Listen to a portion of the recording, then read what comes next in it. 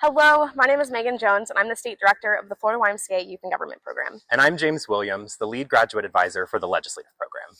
We are so excited to welcome you to Youth and Government. Right now, we are standing at the Florida Capitol, a place where real-life elected officials come together to discuss policy ideas. And come time for State Assembly, this is where you will be. You will be in the real-life House of Representatives and State Senate, sitting in the actual chairs of state legislators from all across Florida, where you will have the opportunity to debate policy ideas amongst your peers. By the time you get to State Assembly, you will have drafted your own piece of legislation. But before we do that, we must learn how to actually write a bill, and that starts with coming up with a bill idea. We're going to walk you through that entire process start to finish so that you can put your best foot forward in debate and your bill is the best that it can be. We are so excited to have you on this journey. Welcome to Youth and Government. Choosing a bill topic is the first and most important step in the legislative process. Wouldn't you agree? As youth and government delegates, you must write your bill on a single subject. That means that even though there are so many issues facing the state of Florida, you have to narrow down your focus to one. Although you have free reign and can write your bill on any topic. However, it is important to keep in mind that some subject areas are not within the scope of state-level government. For example, the Florida State Legislature cannot properly declare war or conduct its own foreign relations. So when choosing a bill topic, make sure it's something the state of Florida actually has the authority to do. Year after year, we see a variety of creative bill topics. On the screen now is a list of some general subject areas you may want to write your bill on. However, we know that with so many topics to choose from, this can often be the most overwhelming choice that you'll make. So to help point you in the right direction, let's hear from some actual lawmakers in the state of Florida. We are here with Representative Juan Porras of Florida's 119th State House District. Representative Porras, you represent parts of Southwest Miami-Dade in the Florida Legislature, and you are also the first Gen Z lawmaker elected to the Florida Legislature. So as our students prepare to step into the role of state legislators like yourself, what advice do you have for them? Absolutely. I would say my biggest advice is be bold and be fearless. I mean, one of the things that when I first ran for office, people were telling me that I was too young, that I was unprepared. But what I can tell you is the best way to fight back on those words are be the most educated, be the most informed person in the room. And the only way you do that is through hard work, through dedication, and obviously working harder than everyone else. Absolutely. And as you know, there are so many issues that face the state of Florida. So not just to your district, but the entire state, how do you narrow down just a few topics that you want to champion in the legislature? Absolutely. I mean, I think it's every representative's role to be a direct representation of what their constituents want most back home. And for me, especially, obviously, the biggest issues now are property taxes, insurance. But for me personally, it's actually homeowner associations. And that's not something that's not a very Gen Z issue. But unfortunately, we have a lot of issues with people that live in these big HOAs that have all this power, all this responsibility, and then they don't do a very good job. So that's something that me personally, dealing with condos, with HOAs, with affordable housing, I think is such a key issue. And nailing that down and hearing what my constituents care about back home is really how we get it done. Awesome. Thank you. Next up, we are here with State Representative Rashawn Young. Representative Young, you represent House District 40 in the Florida House of Representatives, representing parts of Orlando and Ocoee. So we want to know, when you are considering a bill topic, what is the most important factor in that conversation? How will it affect everyone, every stakeholder? And so I have to take into consideration the people who are going to be on both sides, the people who are going to be in support of it and the people who are going to oppose it. Also, I'm working on a bill right now, and it will kind of assist with mandates for notifying people in a certain radius of imminent threat. I have to think about the definition of what imminent threat is, and what is the definition of a daycare or a school, and make sure that in the framing of the legislation that all of the boxes are checked before I decide that I'm going to file it. Absolutely. And Representative Young is one of two Gen Z lawmakers in the entire Florida legislature. You are helping pave the way for youth across the state to step up and lead. So as our students prepare to come to state assembly, what advice do you have for them on how to run a successful piece of legislation? Never let anyone tell you that you aren't old enough or experienced enough to understand the process. I mean, the one thing that I would say is walk with boldness and courage and authenticity and be genuine, because there's one thing to support a piece of legislation that you aren't familiar with, and or something that someone tells you to do. There's another thing to have a passion for it. And so whatever you're doing, do it with that boldness and agency and license that that you are putting forth something that is going to really change the atmosphere and the trajectory of what you're trying to do. Absolutely. Representative, thank you so much. And there you have it. You've heard from real life lawmakers on how to consider a good piece of legislation. And at this point, you have all the resources you need to consider your bill topic. If you're still stuck, go to your YMCA, your teachers, your local elected officials, and finalize one topic to write your bill on. After that, we can begin writing your bill. Now that you've chosen your bill idea, you need to find a few things out to help you write your bill. You've picked your topic for a reason, so now it's time to expand on your knowledge of that subject. Use the questions on the screen to start digging into your bill topic, and consider things like what concern your bill is addressing and what solution you have in mind to solve the issue. After you have some surface level research, it's important that you have more than just your opinion to back up the idea. Why would others think that your bill is a good plan? These are called pro-arguments. Likewise, it's just as important to know why people would think that your bill is not the best plan. These are called con arguments. When you start to write your bill, and later on when you present it, you want as much backup information as possible. Find an article, or 2 or 3, in a newspaper, magazine, book, or other accredited website about your bill idea. Make sure to highlight any key facts, statistics, or quotes that jump out to you. Whether the article supports or contradicts your legislation, you can use it to strengthen your bill idea. If the article supports your bill idea, you can use it when you're creating your bill presentation. If the article opposes your idea, make sure you think about why your solution is better than the article's point of view. The reason we research so much is you are expected to be the expert on your bill, so you need to know all the relevant statistics, facts, and figures about your bill's issue. It's recommended that you find more statistics than just these, but it's a solid starting point to consider how many people are impacted by the problem that your bill is addressing. How many people will be helped by or benefit from what your bill plans to make happen? Is your bill solution being tried in other states? If so, how many states and which ones? At this point, you have been in contact with a number of sources for your information. It's important to tell people where you got your information from and ensure that it's reliable. So be sure to note the people and resources you have used to start building the case for your bill. This will come in handy later on when preparing your bill presentation. After a specific topic has been identified for your legislation, you should ask yourself these questions. Does it truly serve the public interest? Is it permitted by the federal and state constitutions? Does it infringe on any basic rights guaranteed by these constitutions?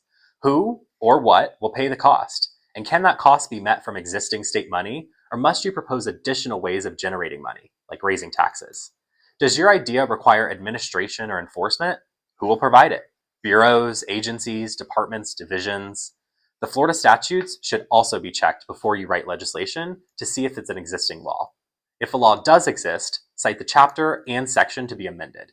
If you need to propose a new law, cite the chapter and section to add a new law. We will revisit all these questions later on and walk you through how to answer each one individually in the bill writing process. But start to consider the answers now so you can prepare yourself. You have looked into the concerns of the people you represent, picked an issue to tackle, and investigated the pros and cons of that issue. At this point, you're ready to begin drafting your bill. In this section, you will find resources to build a strong piece of legislation broken down into its parts. As you draft each portion of the bill, use the electronic bill template to keep organized. To construct your bill correctly, you must include the 3 main parts, each of which is necessary to turn your idea into a law: the title, the enacting clause, and the body of the bill, which includes the legislative intent, definitions, guidelines, penalties, enforcement, appropriations, nullification clause, and the effective date. Let's get started. While the title is the first section of your bill, it will be the last section you complete. Why? Because the title of your bill must include all the sections you want to include in your bill. Like any good introduction, a bill's title will tell your fellow delegates what you will be doing to the laws of Florida and what your changes include. First, in a simple phrase, just 3 or 4 words, write down what your bill will be impacting. For example, the regulation of foster care, the cost of college tuition, and so on. By now, you should have already decided what your bill will do to the current Florida law. Will your bill create or add a new Florida law, amend or change an existing Florida law, or repeal or remove an existing Florida law. Tuck these answers away for now. We'll come back to the title later. The enacting clause is what gives your bill permission to become law, so every bill must have one. It will be written exactly as follows. Quote, be it enacted by the Florida YMCA Youth and Government State Legislature, unquote. When writing your bill, formatting matters just as much as the words on the page. Note that the enacting clause is written in all caps, bold, centered, and in italics. The legislative intent is designed to tell your fellow delegates why you have written your bill. It is the first time where you will formally address the problems and solution that your bill presents. It should be made up of 3 or 4 phrases, each of which will address a problem or the solution. Each problem phrase begins with whereas, and you should have at least 3 of them. The solution phrase, which is the last portion of your legislative intent, will begin with therefore. A strong legislative intent will lay out the case for why you wrote your bill and what course of action you're proposing. Be sure to include any data and statistics to back up your argument. By reading your legislative intent, your fellow delegates should be able to understand the issues that you are discussing and have a clear case as to what solution your bill suggests. It's time to bring out the dictionary. This section should be a list of terms important to explaining your legislation. This is the space for defining complex or subject matter words used in your bill. However, a definition of a word in your legislation is only necessary if it's used in a way that is different from the common dictionary definition. So you don't need to list every word in your bill, only the words that may be ambiguous or need clarification. But when in doubt, define. If there's any potential for debate or confusion on how a word can be interpreted, that word should be defined. The guidelines are the meat and potatoes of your bill. This section should clearly lay out how your bill will impact the Florida statutes, which is the official name of Florida's laws. The guidelines are the place to list the exact words that you want to see added or taken away from Florida statutes. In other words, what will your law do? If your bill is passed and signed, what are the exact words that will be edited into law? Whether you're adding something to the law or taking something away, you need to make sure you format it correctly. Additions to the law should be indicated by underlining the text. Deletion of the law, either part of it or the whole thing, should be indicated by a strike-through. Your bill may either create, amend, or repeal part of Florida statutes. For example, if you want everyone to wear green shoelaces to school and the current law says nothing about shoelaces or what color they need to be, you'll be creating a section. If you want everyone to wear green shoelaces to school, but the current law says blue shoelaces, you would be amending a section. Lastly, if your current law says you have to wear green shoelaces to school, but you don't want anyone to have to wear green shoelaces at all, you would be repealing a section. Now that we know how to format your guidelines, do you know where to go to find your bill's place within Florida law? We're heading over to the Florida statutes. The Florida statutes are organized into chapters and sections. To know where your bill's place in the Florida statutes will be, you need to do a little digging. First, go to www.leg.state.fl.us/statutes. This website is also called Online Sunshine. Once you're there, find a title that you think your topic best fits under. For example, speed limits would be under the title dealing with motor vehicles. By now, you'll see the Florida statutes operate kind of like a drop-down menu. So ask your teacher or parents if you need help reading and navigating the statutes. Once you click on a title, you'll get a list of chapters beneath it. Find the one that best fits your topic. Once you've done that, clicking on a chapter will bring you to its sections. Select the section that best fits your topic. Once you've selected the best section to place your bill under, make sure to notate that full section number. You'll be using this section number in your guidelines and in your bill title. If you don't see your bill topic anywhere, then you'll be creating a new section. Follow the order of the numbers of the most relevant chapter and use the next number in the sequence to create your new statute number. You shouldn't be guessing or making up random numbers. Every number listed in the Florida statutes that you select should be relevant to your bill. Frankly, this is one of the most laborious parts of bill writing due to the sheer number of laws that Florida has on the books. Don't get overwhelmed. If you cannot immediately find a place for your bill in Florida statutes, that's okay. This process takes time. You will likely need to look through several titles, chapters, and sections before finding the most applicable statute, especially if your bill is broad or dealing with multiple subject areas. At the very top of the website page, there is a search bar. If all else fails, type in a keyword of your bill and it will bring up relevant laws. And don't worry, once you find your place in Florida statutes, it's smooth sailing from here.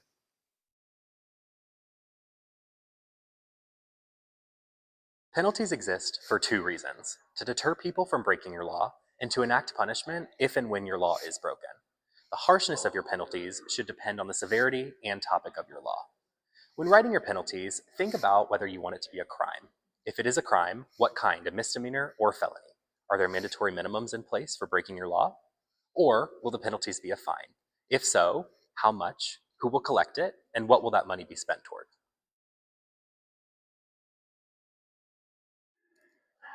I'm down here. Let's talk about enforcement. Who are you giving the authority to actually enforce your law? Will it be officials on the state, county, or city level of government? And don't stop there. Which specific department or agency is going to be responsible for carrying out your law? If not implemented correctly, a bill is essentially rendered useless, so be sure that enforcement falls to the right people. Changing Florida's laws often involves money. When you're financially planning for your bill, you need to consider the following. Would putting your law into effect cost money? And who will pay for any costs created with your new law? Will it be state governments, city or county governments, local businesses, taxpayers? Who's footing the bill? Next, will your law save money by cutting taxes, or will it generate money from fines and fees? And how will your new law be paid for? Are changes to the state budget necessary? While there are a lot of factors to consider when talking about funding, the main question you need to answer in this section is this: will your law require new funding, or will it save the state money? And most importantly, how much money and how will you pay for it? As a final side note, I want to offer a word of caution. If you're choosing to implement a new tax to pay for your bill, be careful. Per the Florida Constitution, a 2/3 vote is required in both the House and the Senate to approve any new state tax. So adding a tax increase to your bill could make it harder to pass. These are the Capitol elevators. Florida's Capitol uses a smart elevator system, which means you type in your destination from the outside and it tells you which elevator to go through. You know what else is smart? Putting a nullification clause in your bill. A nullification clause is important because there may be parts of Florida statutes that conflict with what your law will be doing, and we want to make sure that your law is supreme. It should read exactly as follows. Quote, all laws or any portions thereof in conflict with these provisions are hereby null and void, unquote. This is super important and super easy. In fact, it's already included in your bill template.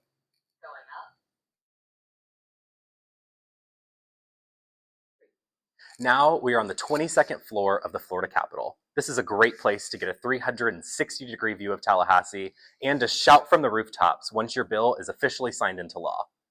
Or you could put an effective date in your bill. An effective date is important because it lets the people of Florida know once your bill is actually becoming law. It also lets the proper departments know how to effectively implement and the timeline they need to do so. There are two standards that we recommend, either 90 days from passage or on July 1st, which is the start of Florida's fiscal year. However, you need to consider what is good for you and your bill when choosing an effective date. Now that your bill has been written, let's return to the very beginning, the title. Take a look at the list on your screen and answer each of the questions, which refer to a certain section of your bill. If you answer yes to a question, include the associated providing statement in the title of your bill. Note that some sections are required.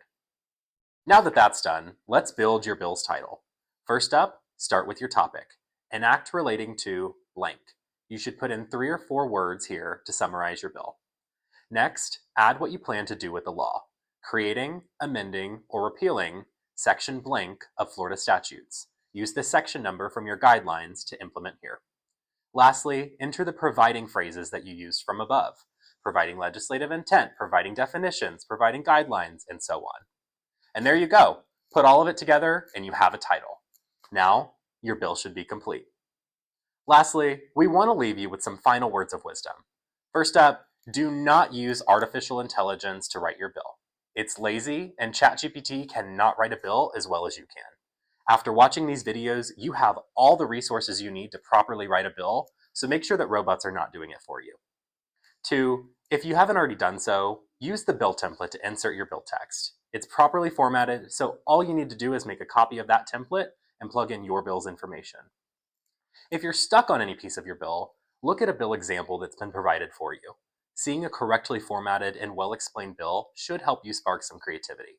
Also note that a bill does not need to be long to be well written. We highly recommend that you ask your peers and teachers to review your bill and suggest edits. The more eyes you have on this bill, the better it will be and the more opinions you'll hear on it. Lastly, and most importantly, submit your bill before the deadline. All your hard work in writing this bill is only realized if it's turned in on time. Ask your advisor for help and keep an eye out for emails detailing the submission process. We are so excited to see you at State Assembly. You have undoubtedly worked very hard on your bill and should be so proud of the work you've created. For now, continue to research and prepare to argue for your bill. I can't wait to see you present it right here at the Florida Capitol.